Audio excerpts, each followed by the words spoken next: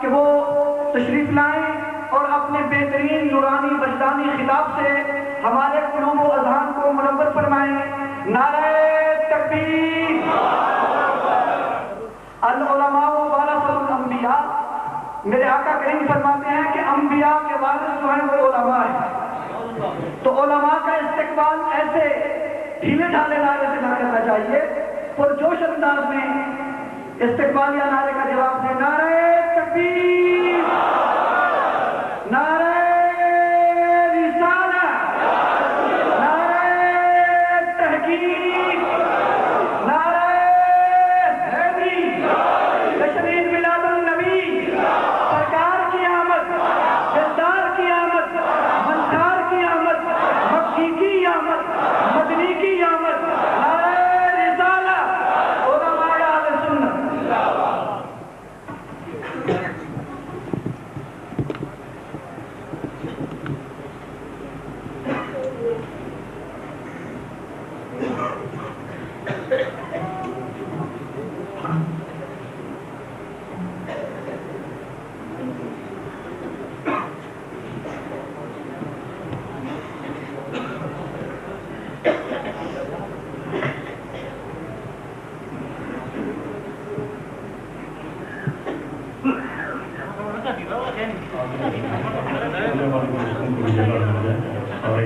میرے آقا کریم کے مہمان مجلس میں حسن کو جگہ دینا ایمان کی علامت ہے۔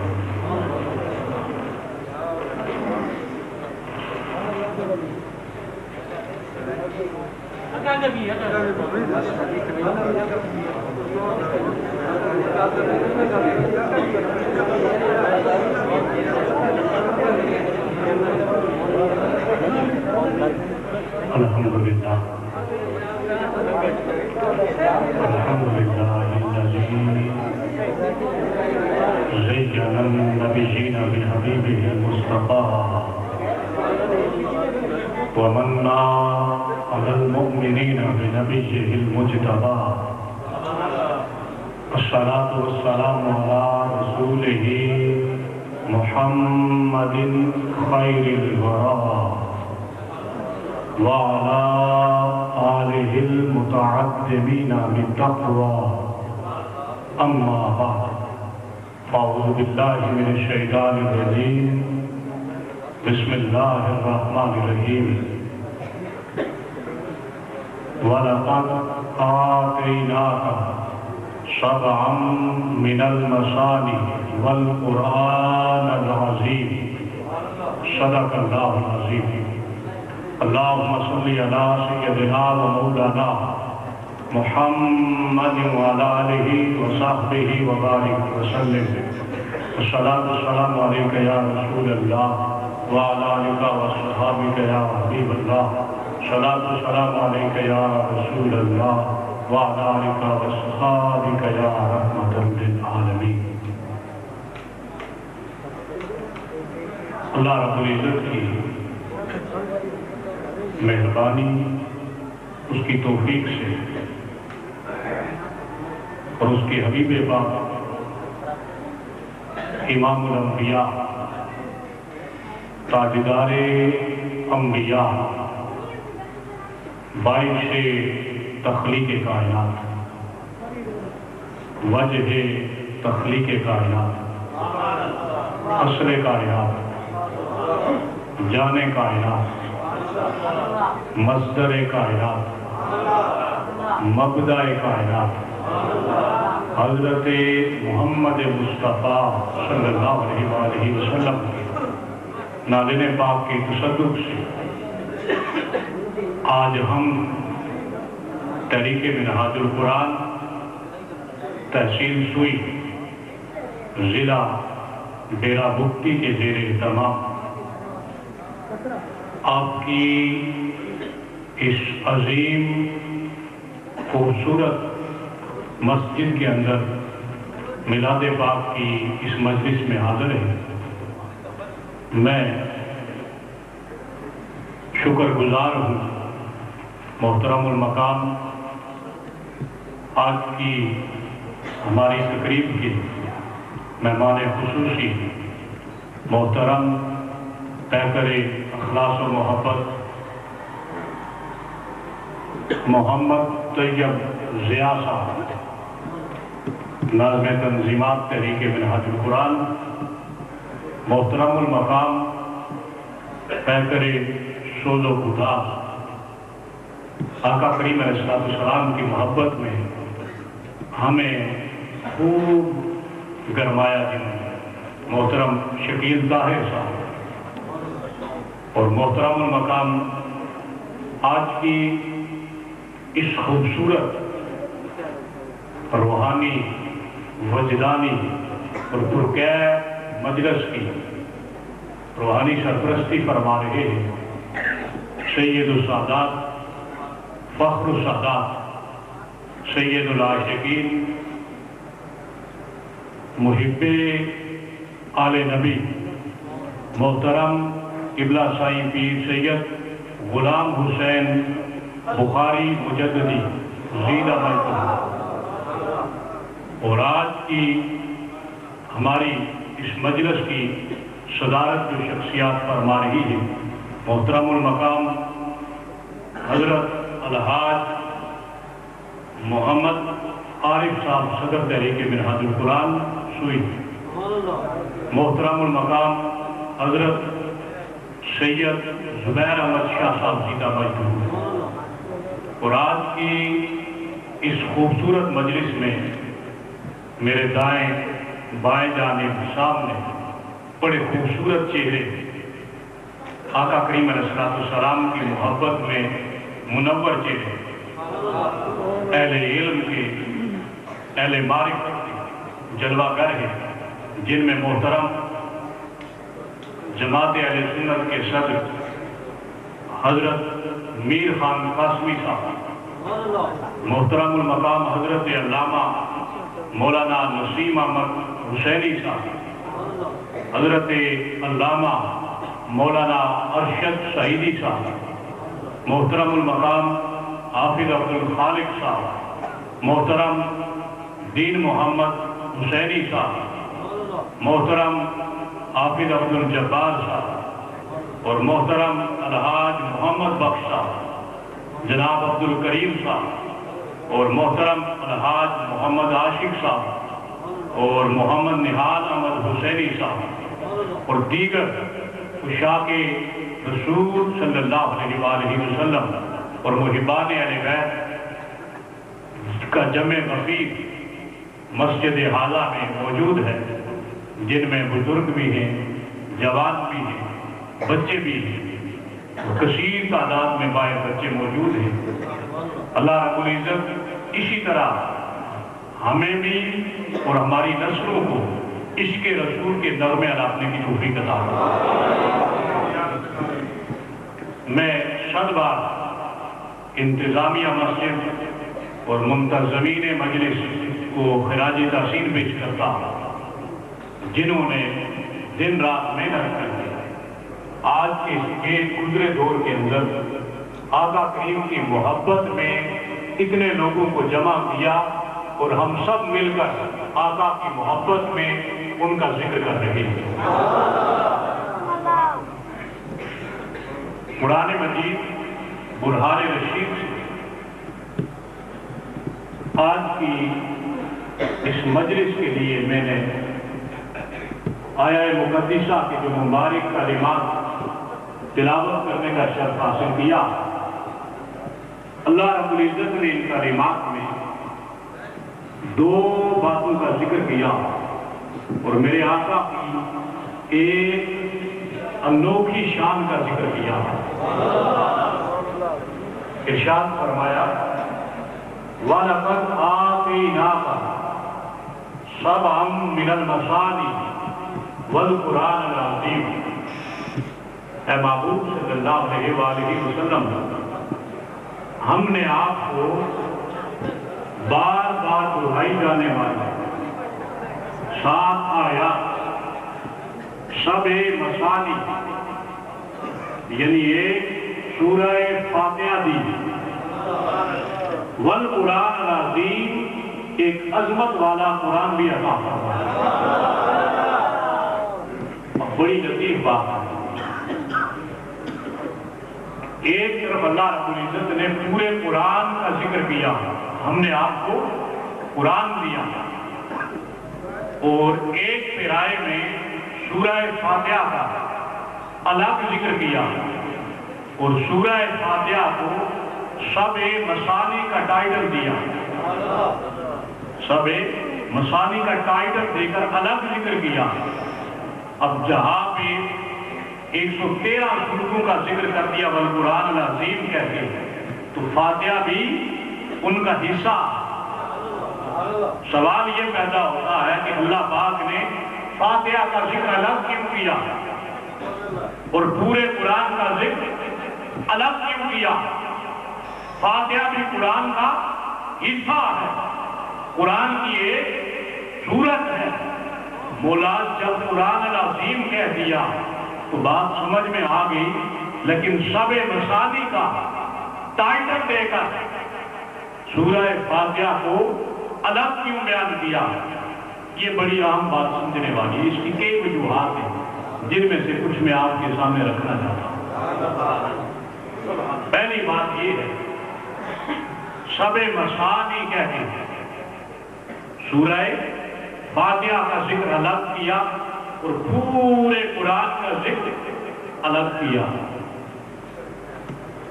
اور 7 آیات سورہ فاتحہ کی، بولیے کتنی آیات؟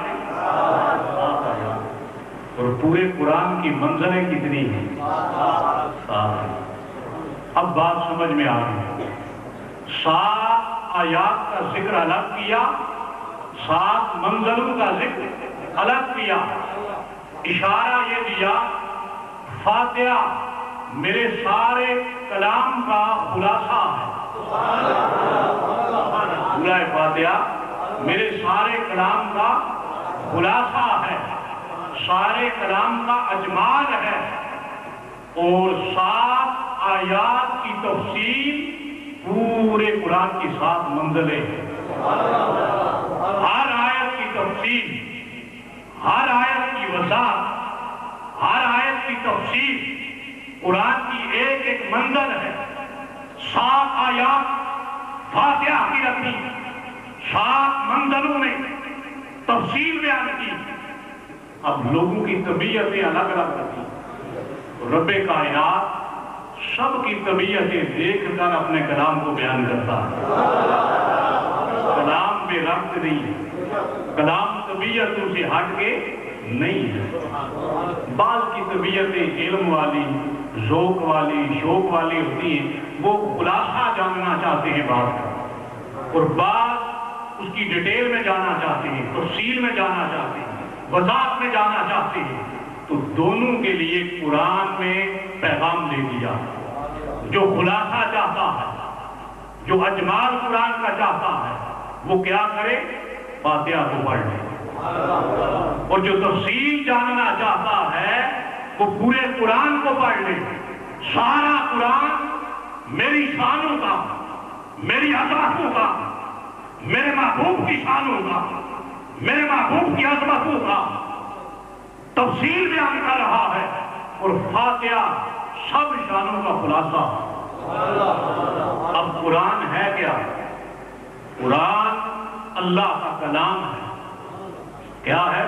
اللہ کا کلام ہے. کلام کی تعریف یہ ہے، کلام صاحب کلام کی صفت ہوتا ہے. کلام صاحب کلام کی صفت ہوتا ہے. اور صفات کہتے ہیں اخلاق کو. اللہ کے اخلاق دیکھنے ہوں تو قرآن پڑھ لے. صحابہ کرام، صحیح بخاری کی حدیث ہے، جمع ہو کے سیدہ ام المومنین عائشہ صدیقہ رضی اللہ تعالیٰ عنہا آپ کی در دولت پر آئے. عرض کیا کہ آقا کریم علیہ السلام کے اخلاق ہمیں ذرا سمجھائیں. حضور علیہ السلام کے اخلاق کیا ہے؟ تو سیدہ کائنات فرماتی ہے کانا خلقہ القرآن. میرے آقا کا اخلاق کا نام قرآن ہے.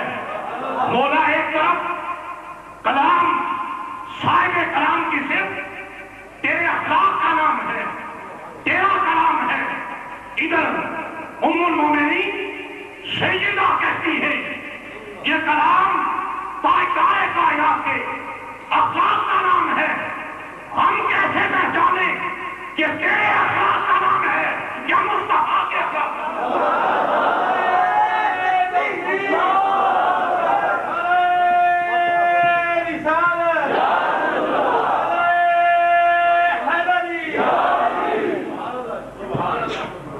جب تک یہ کلام لوح محفوظ میں تھا، جب تک یہ کلام بیت العزت کے اندر تھا، یہ اللہ کے اخلاق کا نام تھا۔ اس وقت تک کوئی جانتا پہچانتا نہیں تھا۔ جب یہ کلام غار حرا سے اقرا بسم ربک الذی خلق، قرآن کی پہلی آیت ہے، اس آیت سے لے کر آخری آیت الیوم اکملت لکم دینکم واتممت علیکم نعمتی ورضیت لکم الاسلام دینا، جب قرآن کی 6666 آیات گزری، آقا کے اخلاق کا رنگ مٹا گیا، اخلاق الہیہ کا رنگ چڑھتا گیا۔ جب قرآن مکمل اترا، یہ اللہ کا اخلاق بھی ٹھہرا، مصطفیٰ کے اخلاق بھی ٹھہرا۔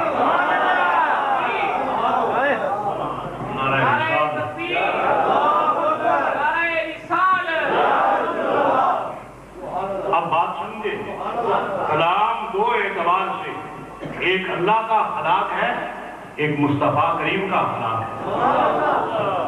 اب یہ کلام عربی میں ہے، ہم بڑی بات ہے کوئی اردو جاننے والے، انگلش جاننے والے، کوئی پنجابی جاننے والے، کوئی بلوچی جاننے والے، کوئی سندھی جاننے والے، کوئی پشتو جاننے والے، یہاں بھی پاکستان کے تھوڑا آگے پیچھے جو ہے اور زبانیں بدلتی جاتی ہیں، تو ہم تو اتنا نہیں سمجھتے کلام کیا ہے۔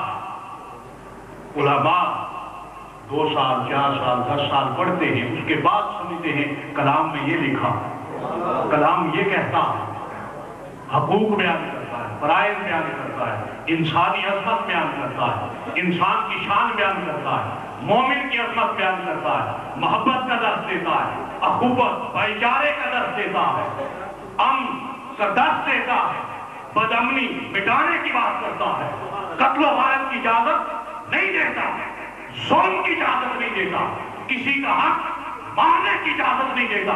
کلام تو یہ بات بیان کرتا ہے، کلام سب کو ایک صف میں کھڑا کرنا چاہتا ہے۔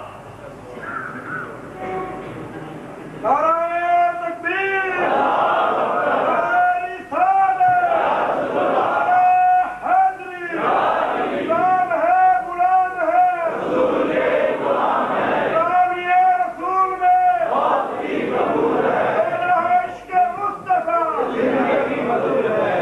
اب مولا ہم 7 منزلوں کو کیسے جانیں، کیسے پہچانیں؟ خلاصے میں فاتحہ دی، فاتحہ کو پڑھ لو، یہ سارے کلام کا خلاصہ، سارے کلام کا جواب۔ اب فاتحہ بھی سمجھنا آسان نہیں ہے، کہا ایسا کریں 7 آیات کا خلاصہ دے دیتا ہوں، 7 آیات کا خلاصہ دے دیتا ہوں۔ 7 صفات میں اللہ کی 7 صفات ایسی ہیں جو کل صفات کا خلاصہ ہے، کل صفات کا خلاصہ ہے۔ وہ کیا ہے یاد رکھیے گا، سب سے پہلے حیات، علم، ارادہ، قدرت، سمع، بصر، کلام، اللہ کی 7 شانیں، 7 صفات ہیں۔ یہ فاتحہ کی ہر آیت کی ایک ایک صفت خلاصہ اجمال بیان کرتی ہے۔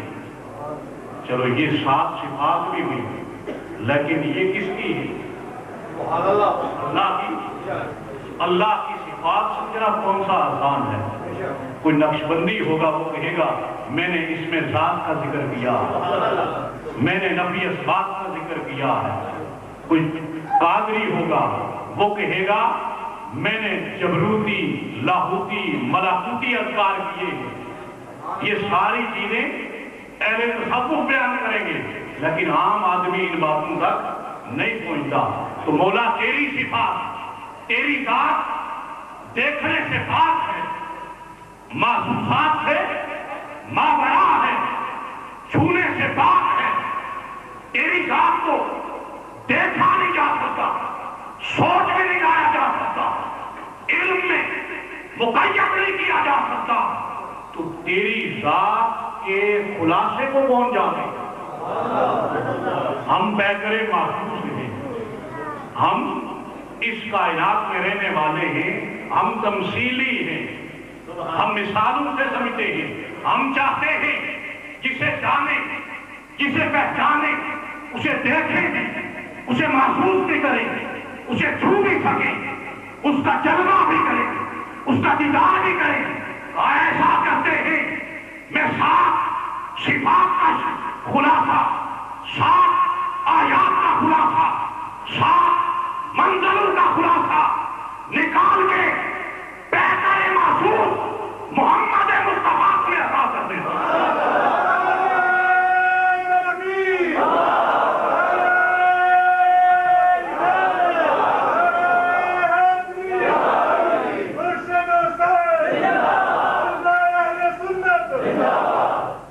میں اپنا محبوب تمہیں عطا کرتا ہوں۔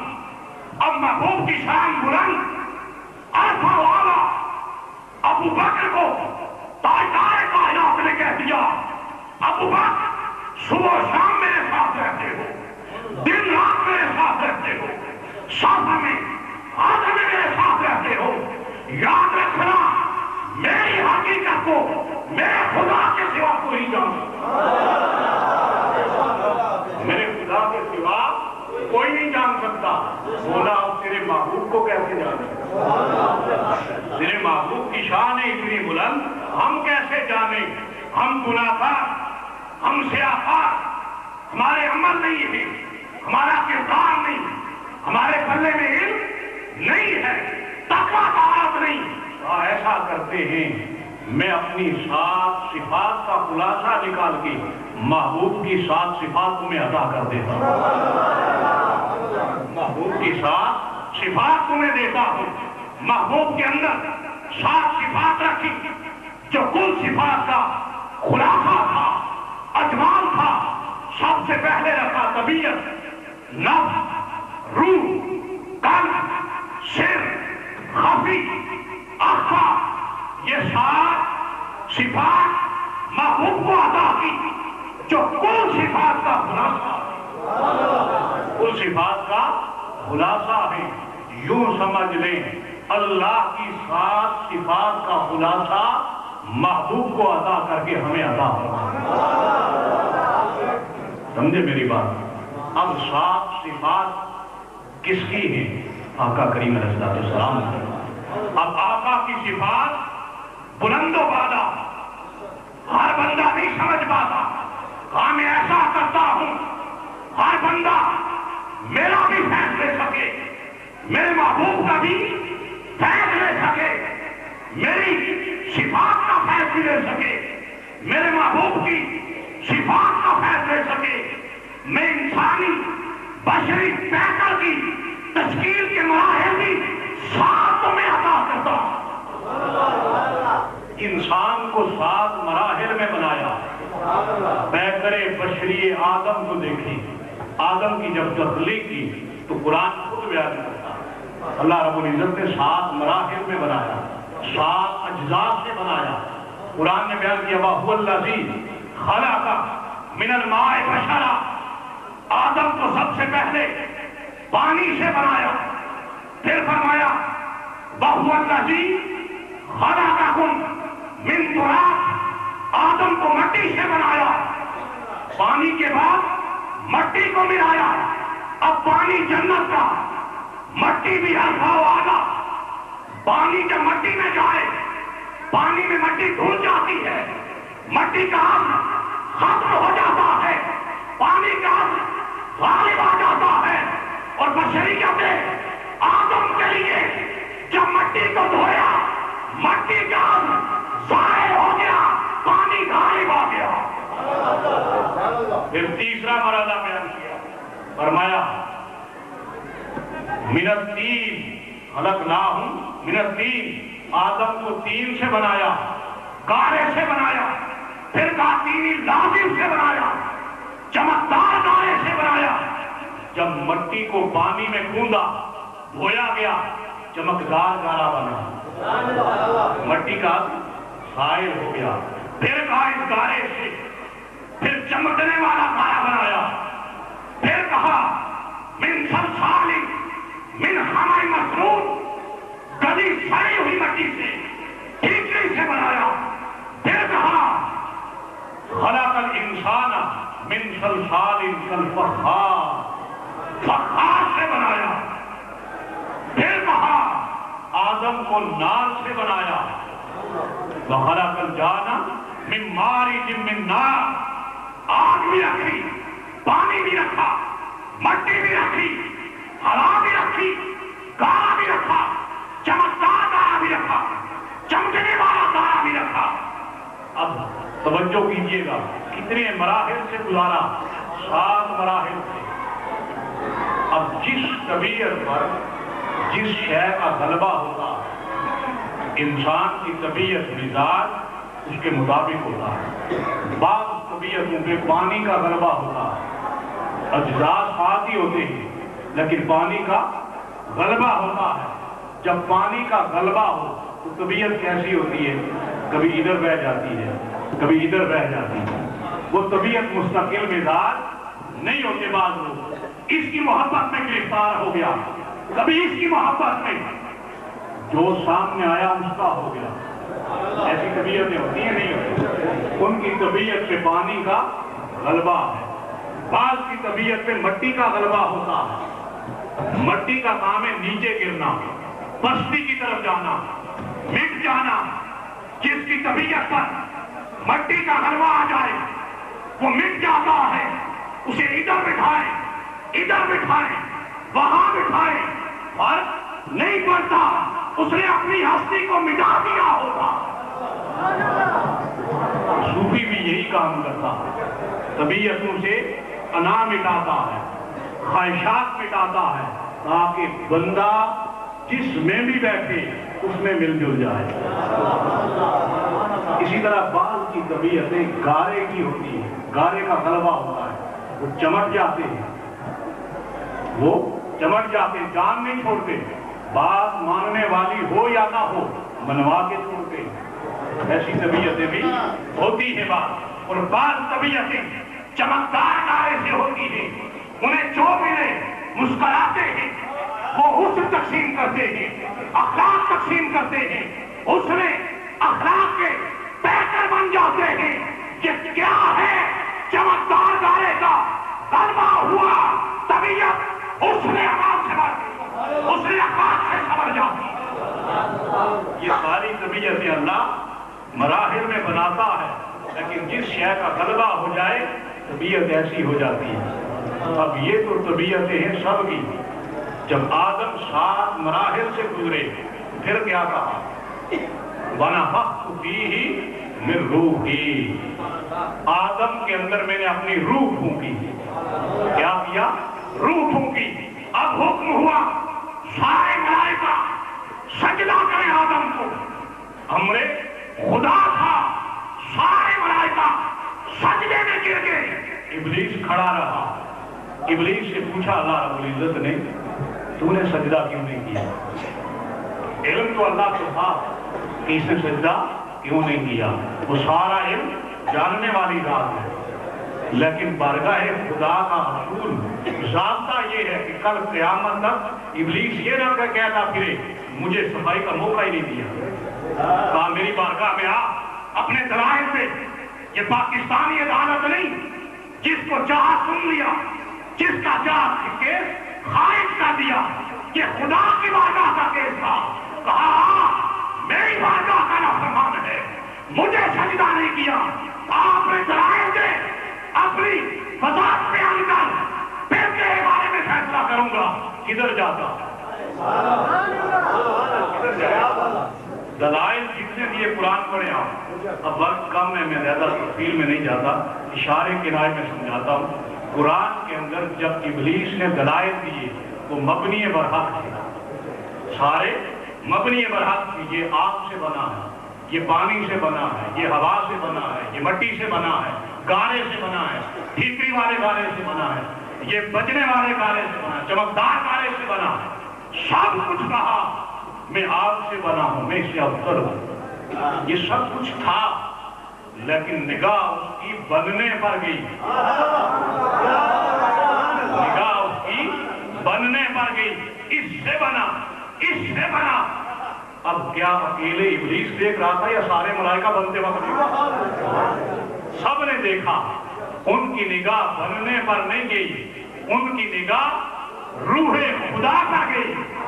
رب نے اپنی روح پھونکی ہے، ابلیس کی نگاہ بننے پر گئی. وہ سامنے آ کر گیا، خدا نے کہا نکل جا میری بارگاہ سے، دھتکار دیا اپنی بارگاہ سے ہمیشہ ہمیشہ کے لیے. اب یہ 7 مراحل کے بعد آخری مرحلہ بیان کیا جب ونفخت فیہ من روحی. اس کا معنی یہ ہے جب روح خدا پھونکی 7 عصر زائل ہو گئے طبیعت میں، 7 عصر زائل ہو گئے. یہ تو طبیعت آدم ہے، خمیر مصطفیٰ کو کیسے بنایا؟ اب آقا کریم کی طبیعت بنائی، نفس بنایا. طبیعت پانی سے بنتی ہے، مٹی سے نفس بنا، سلسال سے اللہ نے سر کو بنایا، فخار سے روح کو بنایا، تین سے اللہ نے خفی کو بنایا، تین لازم سے اخفا کو بنایا. جب مصطفیٰ کے 7 اجزائے بشریت تیار ہوئے، آدم کے اندر فقط روح پھونکی تھی، آدم کو نبوت بھی مصطفیٰ کے تصدق سے عطا.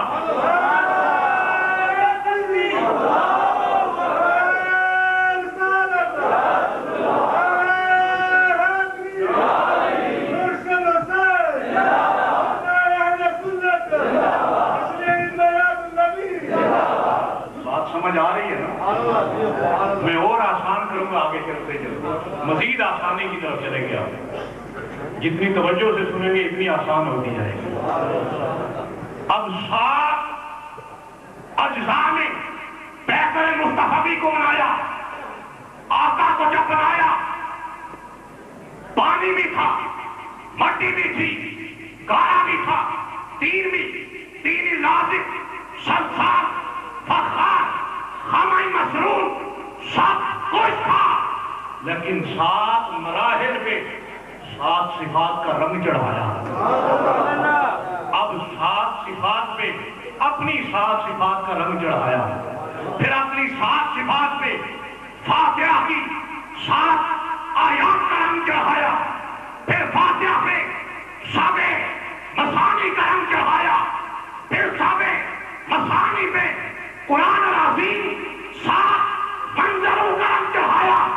پھر کہا یہ میرا کلام ہے، یہ میرا مصطفیٰ.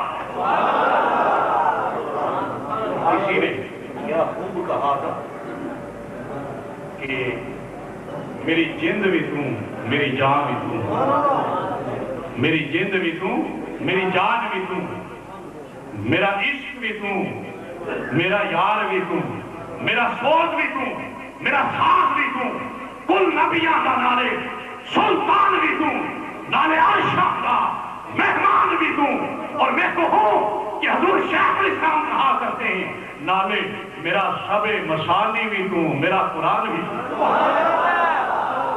میرا قرآن بھی تم.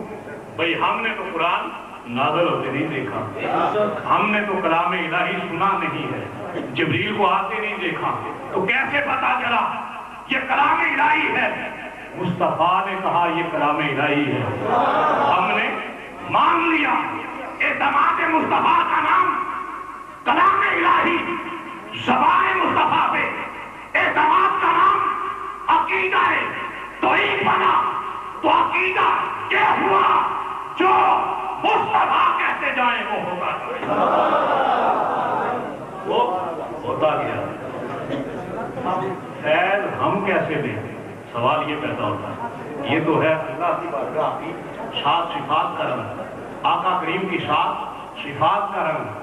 تو ہر انسان کے اندر اللہ نے دو قوتیں رکھی ہیں، ہر انسان کے اندر دو قوتیں ہیں، کچھ مادی ہیں کچھ روحانی ہیں۔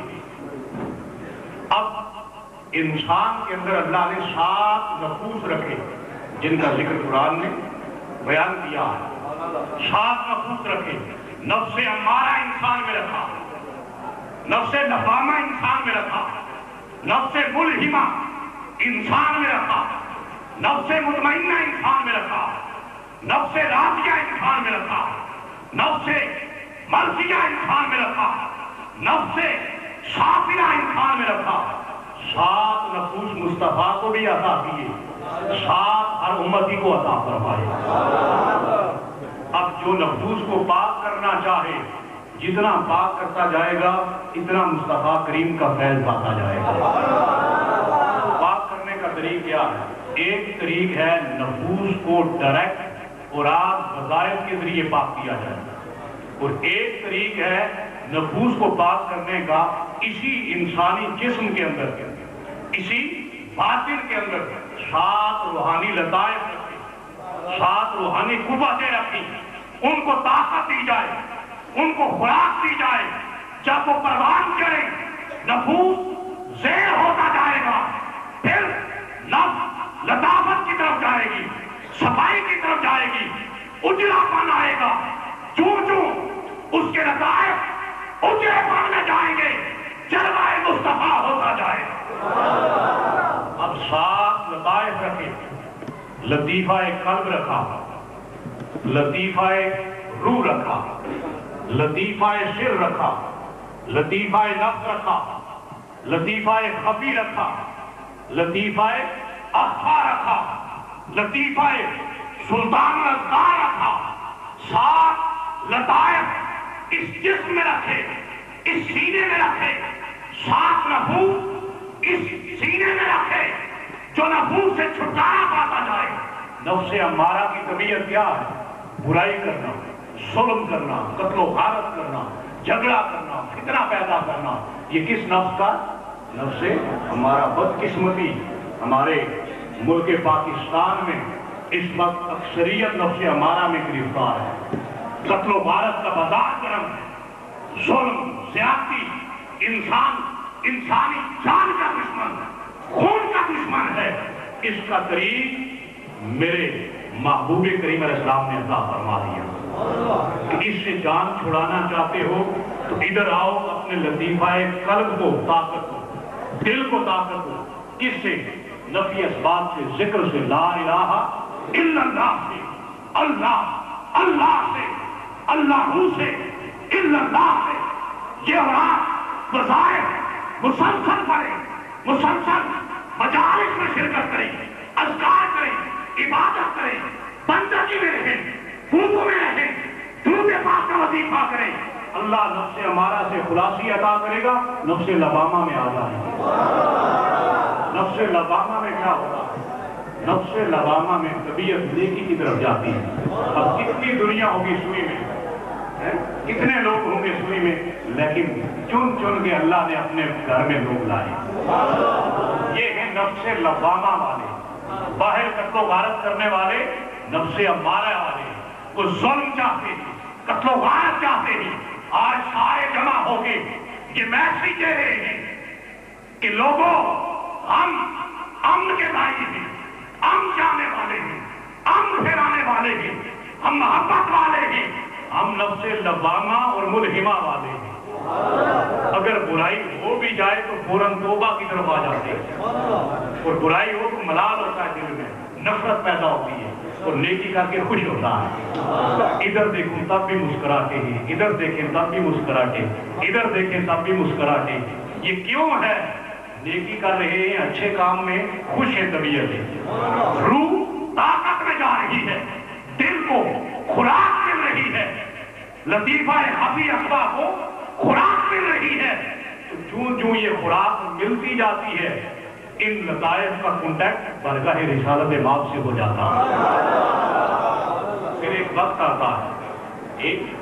آتا ہے کہ آقا کریم علیہ السلام جب کوئی اپنے من کو صاف کر لیتا ہے، طہارت والا کر لیتا ہے، تو اپنا جلوہ خواب میں کراتے ہیں. دیدار مصطفیٰ ہوتا ہے. اور صحیح بخاری میں تاجدار کائنات نے فرمایا، ان قریب جس نے مجھے خواب میں دیکھا، ان قریب وہ چاہتے ہوئے بھی مجھے دیکھا. کون کون چاہتا ہے خواب میں جلوہ مصطفیٰ؟ مبارک ہو. آپ سب عاشق ہیں، سب صادق ہیں، سب محبت والے ہیں. اللہ تمہاری محبتوں کو اسی طرح سلامت رکھے.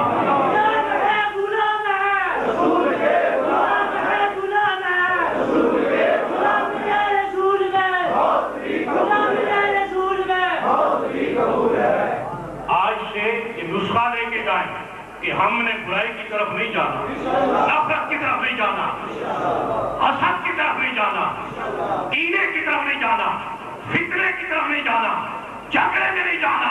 ہم ہمیشہ سیدھی راہ پہ رہیں گے جو راہ گنبد خضرا تک لے جائے، جو راہ ہمیں خدا کی محبت تک لے جائے. یہی ہے میرے میٹھے میٹھے بھائی بیٹھے دعوت اسلامی کے ہمہ وقت. یہی نغمے آلات سے الصلاۃ والسلام علیک یا رسول اللہ. یہی دعوت ہے اہل سنت و جماعت، اہل اسلام کی، مسلمان کی، کہ ہر مسلمان محبوب کے نغمے آلات پہ. آپ منہاج القرآن کی دعوت پہ آئے، کیوں آئے؟ ان کو کیا تھا؟ ان کے اندر عشق کی آگ لگی ہے. یہ چاہتے ہیں ہر کوئی عشق مصطفیٰ میں رہنا چاہے. بات سمجھ رہے ہیں نا؟ تو یہ محبتیں ہیں کہ سب مل کے بیٹھے ہیں. ابھی میں نے کتنے نام گنوائے. جماعت اہل سنت، دعوت اسلامی ہے، حضرت غلام حسین شاہ صاحب علیہ، مدرسہ اولانی کے مریدین ہیں، دیگر ہیں، بابا روحانی کے مریدین بیٹھے ہیں، کتنے لوگ بیٹھے ہیں، منہاج القرآن کے ہیں، ہر جماعت کے لوگ ہیں. یہ محبت کا پیغام ہے، یہ امن کا درس ہے کہ ہم اسلام کے ماننے والے، آقا کی غلامی کا نعرہ لگانے والے سب ایک ہیں. ہمارے اندر نفرتیں نہیں ہیں، ہمارے دل ایک ہے، ہماری منزل ایک ہے، گنبد خضرا. اور جو کوئی اس محبت میں درود پاک کا ورد کرتا ہے، اذکار کا، ذکر الہی کا، اللہ رب العزت اپنے محبوب کی اسے زیارت عطا فرمائے گا. جسے زیارت عطا فرمائے گا اسے جاگتے ہوئے بھی زیارت عطا فرمائے گا. امام بایزید بستانی کے بارے میں آتا ہے، امام سیوطی کے بارے میں، کہ آپ نے جاگتے ہوئے 72 مرتبہ آقا کریم کی زیارت فرمائی.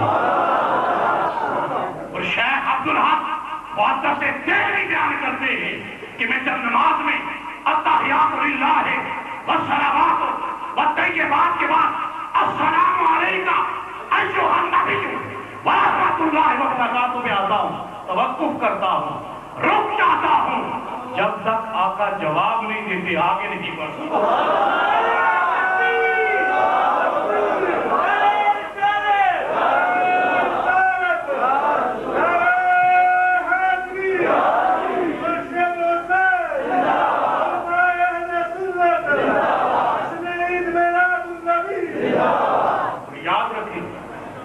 یہ یاد رکھیں، عرفاء کہتے ہیں، حضور شیخ الاسلام نے کئی بار فرمایا کہ جس شخص کو آقا کریم کی بارگاہ کی حضوری نصیب ہو جائے وہ کبھی نفرت نہیں کرتا، کبھی بدامنی نہیں پیدا کرتا، وہ امن کا دائی بن جاتا ہے، محبت کا پیکر بن جاتا ہے. اس لیے آقا کریم کے ساتھ یہ 7 صفات کا تعلق جوڑے، لطائف ظاہری بھی، لطائف باطنی بھی، نفس بھی مٹ جائے، اس کے اثرات مٹ جائیں، اس کے خصائص مٹ جائیں، اس میں رضائع مٹ جائیں، لطافتیں آ جائیں، کثافتیں مٹ جائیں، محبتیں آ جائیں، اور روح جب پروان چڑھے ہم آواز جلوہ مصطفیٰ میں رہا کرے. جس طرح اس بشری کائنات والوں کو آقا کریم نے فیضان عطا فرمایا، اسی طرح آپ نے بالائی کائنات میں بھی فیضان تقسیم کیا اور ہو رہا ہے، ہوتا رہے گا قیامت تک. شب معراج جب اپنے پاس بلایا، 7 مراحل میں فیض دیا.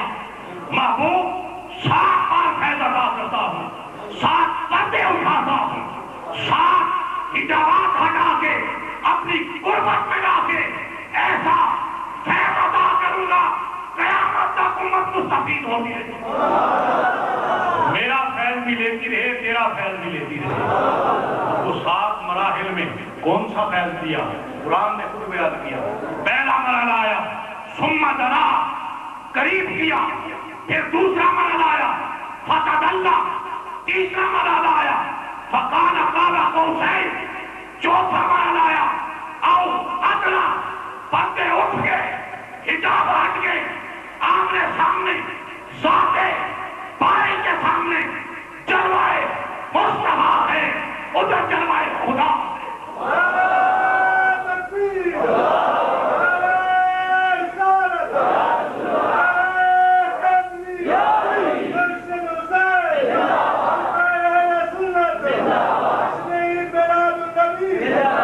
پانچواں مرحلہ آیا فاوحا الی عبدہ.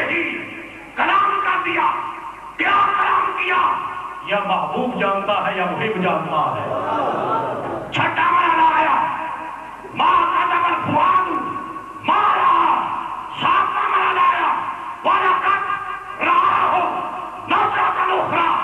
7 پردے اٹھائے, 7 حجابات ہٹائے, مصطفیٰ کو بار بار فیض عطا کیا. اب محبوب بشری کائنات کو بھی فیض عطا کر, ملکی کائنات کو بھی فیض عطا. ہر عالم میں بسنے والے کو اپنا فیض تقسیم کر. تیرے فیض بھی میرا فیض ہے. اور یہی فیض اہل اللہ کا ہے, اولیاء کا ہے. سلاسل کے اندر سلسلہ قادریہ کے کتنے متوسلین محبین اکابرین بیٹھے ہیں. سلسلہ قادریہ میں 7 اسباب رکھے. ہر ایک سبق پر ایک پردہ ہوتا ہے, جلوہ مصطفیٰ ہوتا ہے. سلسلہ نقشبندیہ کے لوگ بیٹھے جو 42 اسباب عطا کیے, 36 مراقبات عطا کیے, تاکہ ایک ایک پردہ ہوتا جائے, روحانی قوت پروان چڑھتی جائے, مادیت مٹتی جائے.